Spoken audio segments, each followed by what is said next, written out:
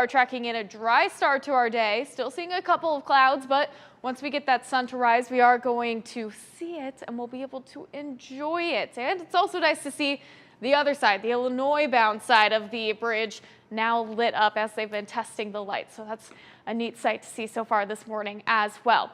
Well, now we are out of March. Wanted to take a look at this summary of our March 2022, and the average high temperature actually was just about on average. We were around 50.6 degrees for that average high. We usually are about 50 degrees, so we were just slightly above normal, which not too bad, although I do feel like this March was a little on the chilly side. Well, definitely ended on a chilly note. And when it comes to the precipitation, this was good to see. Both January and February were below normal for that precipitation, and we finally got some good rain. So we saw almost 3.5 inches of rain, which is almost just an inch above normal. So that's some, again, good news to see and definitely needed when it comes to that drought monitor, as we've been keeping an eye out on it. Not too upset about this, however. We were below normal in our snowfall. We usually get around 4.4 inches. We only got around 3.5 inches of snowfall, but we're not done with the snow yet, even going into April. We actually usually do see around an inch of snow on average for April.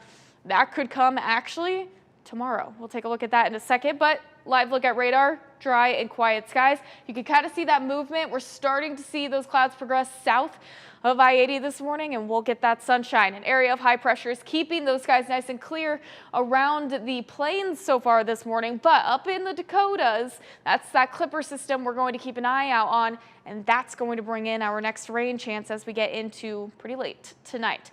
That sunshine, though, going to do us a favor with those temperatures, boost us into the low 50s for afternoon highs. So again, take advantage of it because clouds build in later on this evening.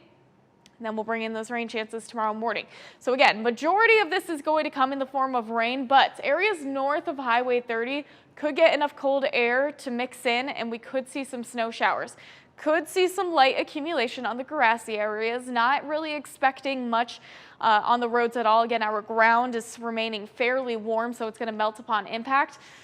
FutureTrack does want to add in some cold air later on in the morning. I do not think this is going to be the case. We'll keep an eye out on that, but I think most of this is going to come in the form of showers. By Saturday afternoon, we'll see this progress off to the east, dry those skies out, and we will be in store for a dry day come Sunday.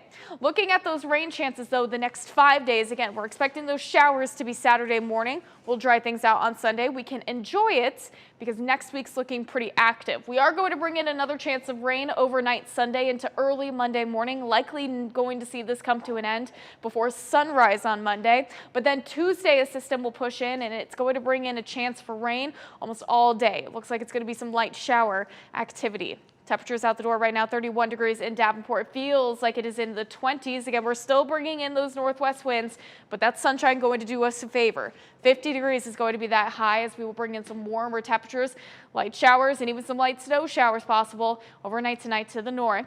As we head into next week, definitely going to need that rain gear handy as we bring in those rain chances Tuesday through Thursday. Temperatures remain consistent in the mid-50s.